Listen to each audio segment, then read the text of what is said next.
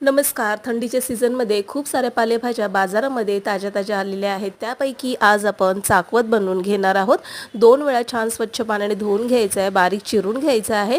त्यासाठी आपण मिक्सरच्या भांड्यामध्ये अर्धी वाटी कच्चे शेंगदाणे आणि 5 ते 7 हिरव्या मिरच्या छान अशी भरड करून घेतलेली आहे याची मिक्सरमध्ये आणि 7 ते 8 ठेचलेले लसूण पाकळ्या.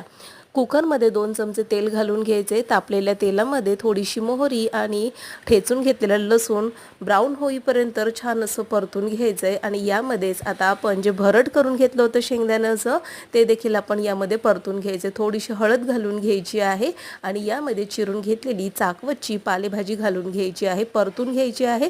यामध्ये भिजवून घेतलेली मूठभर चण्याची डाळ आणि चवीनुसार मीठ घालून छान असं मिक्स करून घ्यायचं आहे. कुकरचं झाकण लावून 3 शिट्या करून घ्यायच्या आहेत आणि मग ही भाजी छान अशी हाटून घ्यायची आहे. झटपट हाटीव भाजी चवदार तयार आहे. सबस्क्राईब करून बेल आयकॉन प्रेस